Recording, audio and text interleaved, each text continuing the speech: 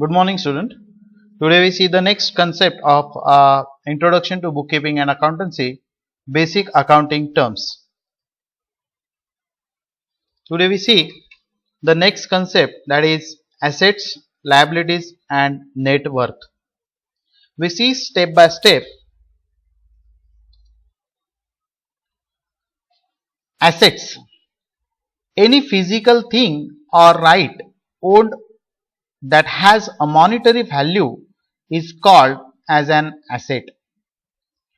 The ownership of the asset must be with business unit, for example, land, goodwill, patents, computers, furnitures, machinery, etc., which are not given in this example. We see the types of asset in the next terms. See,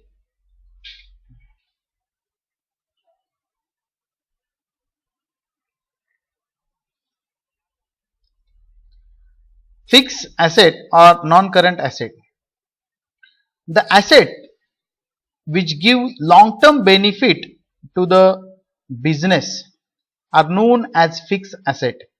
For example, land and building, plant and machinery, goodwill, etc. In that fixed asset, there are two types which we'll see in the next topic, that is double entry bookkeeping accountancy. There are two types of fixed asset, that is tangible asset and intangible asset. For example, the tangible asset, land and building, plant and machinery, furniture and fixtures, these are the fixed asset, and intangible assets are goodwill, patents, copyrights, trademarks, etc. These assets may be tangible or intangible. आता tangible म्हणजे काय? Tangible म्हणजे दृश्य मालमत्ता, जी आपल्याला डोळ्यांनी दिसते त्या मालमत्तेला दृश्य मालमत्ता असं म्हणतात. आणि फिक्स असेटचे काय आहेत? प्रकार आहेत. आणि अदृश्य मालमत्ता दुसरा जो प्रकार आहे इंटँजिबल असेट, दुसरा प्रकार आहे, त्याला अदृश्य मालमत्ता असणार, which we cannot see by the normal eyes. Okay, let me see the second type of asset, that is current assets. Asset which are held in the business for the operating year and can be converted into cash very easily are called as current asset. For example, it is a very simple concept of current asset. The asset which is easily converted into liquid cash, such type of assets are called as current asset. म्हणजे ज्या मालमत्तेचं सहजरित्या रोख पैशामध्ये रूपांतर होऊ शकतं अशा मालमत्तेला काय म्हणतात? करंट ॲसेट म्हणतात किंवा चालू मालमत्ता असंही म्हणतात. For example, debtors, bills receivable, cash in hand, cash at bank and stock etcetera. आता डेटर्स म्हणजे माहिती तुम्हाला, धनको ज्या ग्राहकांना उधारी विक्री केलेली आहेत असे डेटर्स, ज्या लोकांना बिल ऑफ एक्सचेंज इश्यू केलेले आहेत असे बिल्स रिसिवेबल रकमा असलेले कस्टमर. कॅश इन हँड म्हणजे हातात असलेली, व्यवसायाच्या हातात असलेली रोख रक्कम. आणि कॅश ॲट बँक म्हणजे तुम्हाला माहिती आहे बँकेत असलेली रोख रक्कम. आणि स्टॉक नेहमीप्रमाणे जो तुमच्याकडे असलेला फिनिश गुड्स आहे किंवा व्यवसायामध्ये असलेला फिनिश गुड्स आहे, याला क्लोजिंग स्टॉक किंवा ओपनिंग स्टॉक असेल, हे कशामध्ये येतात आहे? क्लोजिंग स्टॉक हा कशामध्ये येतो? करंट ॲसेट मध्ये येतो. त्यानंतर आपण बघणार आहोत fictitious asset. These assets are not represented by tangible possession or property. They are imaginary asset but do not have any realizable value. For example, we see these assets not represented by tangible possession. Such type of asset is not possessed by tangible possession or property. ही तुम्हाला दृश्य स्वरूपातली मालमत्ता नसणार आहे किंवा ती तुम्हाला दिसणार नाहीये. मग ती कशा स्वरूपात असणार आहे? ही काल्पनिक आहे, ही इमॅजिनरी आहे. ज्याला रिअलायझेबल व्हॅल्यू नाहीये, ह्या ऍसेटला कोणत्याही प्रकारचं रिअलायझेबल व्हॅल्यू नाहीये, अशा मालमत्तेला फिक्टिशियस ऍसेट असं म्हणतात. For example deferred revenue expenses like advertisement expenses paid for 4 years. आता जाहिरात खर्च जो चालू वर्षामध्ये केलेला आहे तो पुढील 4 वर्षांसाठी केलेला आहे, परंतु हा 4 वर्षांचा जो जाहिरात खर्च आहे तो हा एका वर्षात तर आपण हिशेबात घेऊ शकत नाहीये, म्हणून चालू एका वर्षाचा जो काही ऍडव्हर्टाइजमेंट खर्च आहे किंवा जाहिरात खर्च आहे हा आपल्याला प्रॉफिट अँड लॉस अकाउंटला डेबिट साईडला दाखवावा लागतो व उर्वरित 3 वर्षांचा जो जाहिरात खर्च आहे हा आपल्याला डेफर्ड ऍडव्हर्टाइजमेंट एक्सपेन्सेस म्हणून बॅलन्स शीटच्या ऍसेट साईडला काय करावा लागतो, दाखवावा लागतो 3 वर्षासाठीचा. ओके, ठीक आहे. त्याचं एक्झाम्पल किंवा उदाहरण आपण पुढे सुद्धा बघणार आहोत. त्यानंतर आपण बघणार आहोत liabilities.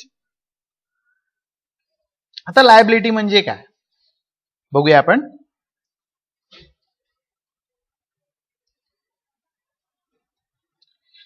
Amount payable by the business to others is known as liability.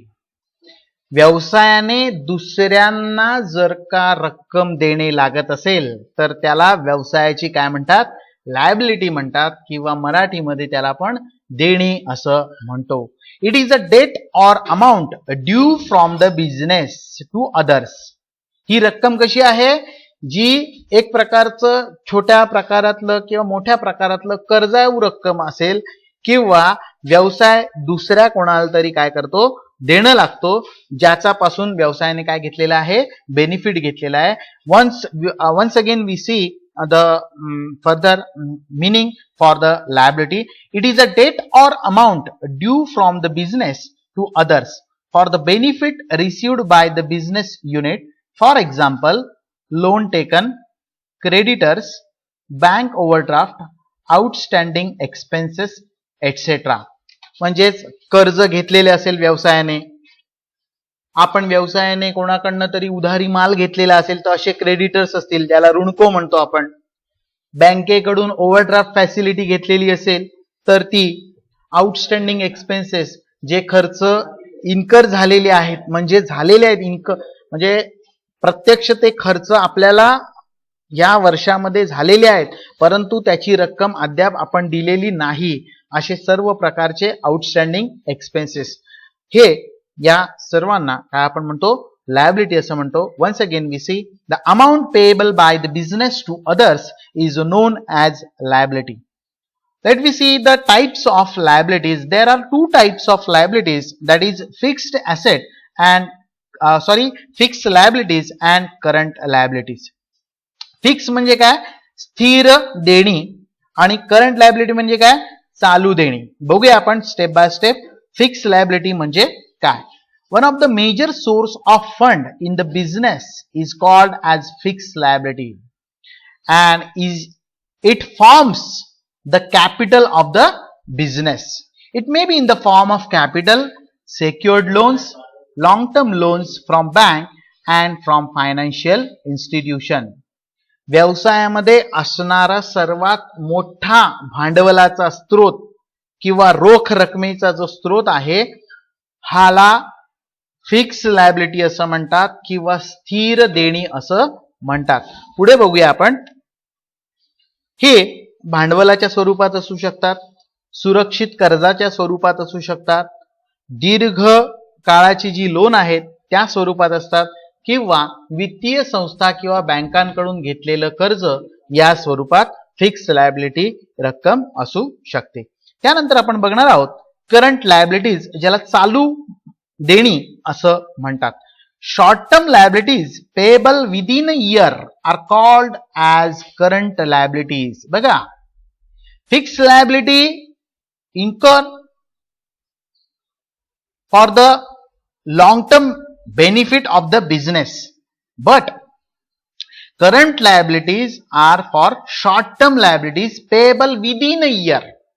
आता लॉंग टर्म जी लायबिलिटी आहे त्याला फिक्स लायबिलिटी म्हणतात आणि ती आपल्याला एका वर्षापेक्षा जास्त कालावधीमध्ये काय करायची असतात, रिपे करायची असतात. परंतु करंट लायबिलिटी अशी आहे की शॉर्ट टर्म लायबिलिटी आहे ती एका वर्षाच्या कालावधीमध्ये काय करायची असतात, आपल्याला काय करायची असतात, पेड करायची असतात. Current liabilities arise in the regular current operations of the business. These liabilities are not normally secured. For example, creditors and bills payable, etc. Creditors and bills payable, etc. Let me see the next concept, that is net worth or owner's equity or capital. Previously we see the capital of business, the concept of capital, the amount or funds provided by the proprietor in the business is called as capital, as well as the excess of assets over liabilities of the business is also known as capital or net worth of the business. Net worth includes capital and reserves. Capital can be in the form of cash or kind. Capital can be in the form of cash or kind. आता इथे आपल्याला दिलेले आपण बघूया net worth म्हणजे काय. Net worth is equal to owners equity is equal to capital. कॅपिटलला काय काय म्हटलेलं आहे बघा. आता इथे तुमच्या लक्षात यायला पाहिजे की कॅपिटलच्या ऐवजी कोणकोणते शब्द तुम्ही वापरू शकता, लक्षात येते का. ठीक आहे. आणि अशा वेळेस तुम्ही ओनर्स इक्विटी, नेटवर्थ किंवा कॅपिटल हे समान शब्द आहेत ते तुम्ही वापरले तरी चालणार आहे. याच्यामध्ये एक फॉर्म्युला आपल्याला दिलेला आहे. त्यामध्ये total equity means asset minus creditors equity is equal to म्हणजेच लायबिलिटी आपण ज्याला म्हणतो, म्हणजेच assets minus liability is equal to capital. मालमत्ता वजा देणी बरोबर आपण त्याला काय म्हणतो, भांडवल म्हणतो. ठीक आहे. पुढच्या टॉपिक मध्ये आपण बघणार आहोत, सेकंड चॅप्टरला सुरुवात करणार आहोत, कारण की अकाउंटिंग स्टँडर्ड्स वगैरे ह्या ज्या काही गोष्टी आहेत त्या आपण पुढे याच्यामध्ये एक्झाम्पल दिलेले आहे, तुम्हाला मी दाखवतो इथे. बघूया आपण नेटवर्थ साठी आपल्याला किंवा ओनर्स इक्विटी साठी काही एक्झाम्पल्स दिलेले आहेत. बघूया आपण. If the capital of the business, capital म्हणजे काय, भांडवल. व्यवसायाचं भांडवल किती दिलेलं आहे आपल्याला इथे, 4 लाख रुपये दिलेले आहे. आणि क्रेडिटर्स किती दिलेले आहे, 2 लाख. म्हणजे कॅपिटल किती आहे, 4 लाख आहे आणि क्रेडिटर्स किती आहे, 2 लाख आहे. म्हणजे टोटल इक्विटी ऍसेट किती झाली, 6 लाख झाली. म्हणजे capital plus creditor is equal to, म्हणजे क्रेडिटर्स हे काय ते लायबिलिटी मध्ये येते. Capital is also liability but it is net worth or owner's equity, what we called as owner's equity.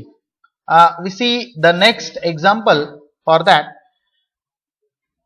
If total asset, it is if here you make that correction in your textbook. If total assets are rupees 1,50,000 and outside liabilities are rupees 50,000, the creditor's equity liability, creditors equity is equal to asset minus capital. Here total asset is given here rupees 1,50,000 and capital is given here, creditors equity is given here in form of liability, that is asset minus capital is equal to creditors equity, that is liability, rupees 50,000. Here we see,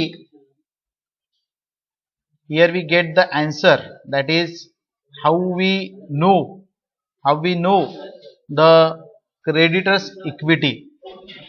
See, outside liability is equal to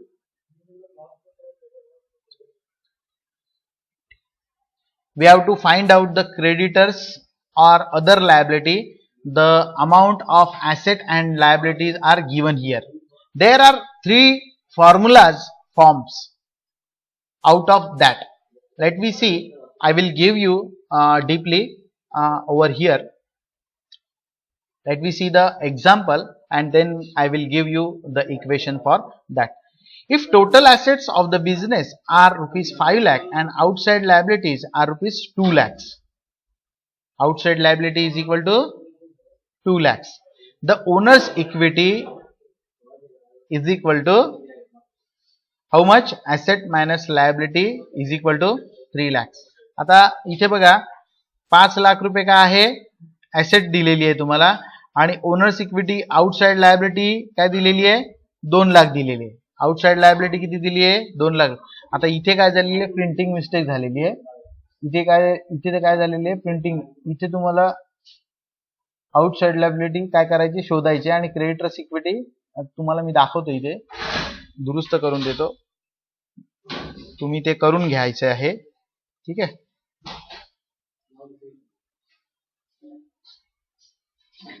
इथे तुम्ही दुरुस्त करून घ्यायचंय. आता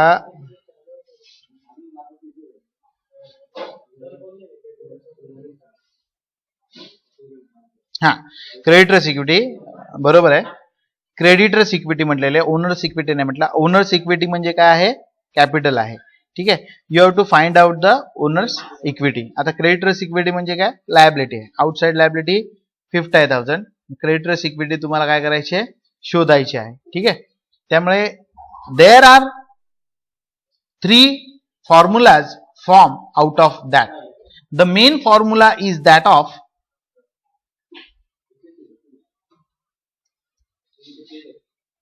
asset is equal to capital plus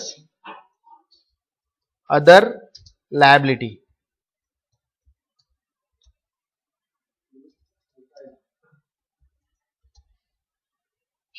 The next formula is that other liability is equal to asset minus capital, and last formula, capital is equal to asset minus liability. You called it as liability or other liability, whatever it may be. Okay. तुम्ही other liability म्हटलं तरी चालेल किंवा याला नुसतं liability म्हटलं तरी चालणार आहे. ठीक आहे. हे 5 फॉर्म्युले आपल्याला 3 फॉर्म्युले इथे आपल्याला मिळालेले आहेत. आता शेवटचा जो कन्सेप्ट आहे तो आपण बघणार आहोत, कॉन्टिंजंट लायबिलिटी. ही एक वेगळी कन्सेप्ट आहे. कॉन्टिंजंट लायबिलिटी बघूया आपण. A contingent liability which may arise in future depends on happening or non-happening of certain event is called as contingent liability. He liability अशा प्रकारची आहे जी भविष्यातील काही घटना वरती अवलंबून आहे, ज्या होतील किंवा होणार सुद्धा नाहीत. As it is not confirmed or perfect liability, he liability confirm नाहीये किंवा फिक्स लायबिलिटी नाहीये किंवा परफेक्ट म्हणजे माहित असणारी लायबिलिटी नाही. It may be 50,000, 1 lakh, 2 lakh, 20,000 or 50,000, may be 5,000 also, and it is not fixed. It does not affect the financial position of the business and therefore it is not shown on the liability side of the balance sheet. ही व्यवसायाच्या कोणत्याही आर्थिक transaction वरती create झालेली नसते आणि म्हणून ही balance sheet मध्ये दाखवली जात नाही. But it is shown by way of footnote to balance sheet simply as information. It is shown in adjustment if it is arise. Contingent liability म्हणजे काय? जी भविष्यात असू शकते सुद्धा किंवा नसू शकते सुद्धा, म्हणजे ती फिक्स नाहीये, परफेक्ट नाहीये, त्याची रक्कम आपल्याला माहिती नाहीये, त्या लायबिलिटीची रक्कम आपल्याला माहिती नाही. त्याच्यासाठी मी तुम्हाला एक एक्झाम्पल देणार आहे. For example, a worker makes a claim for compensation of ₹5,000 against the business and the decision is pending in the court. It may be future liability for business or happening of an event.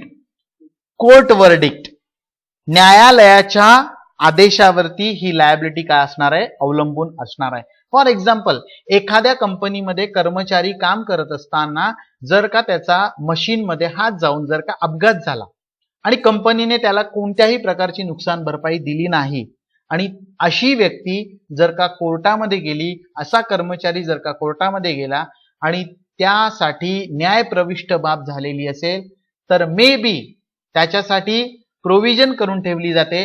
त्या प्रोव्हिजनला contingent liability असं म्हणतात.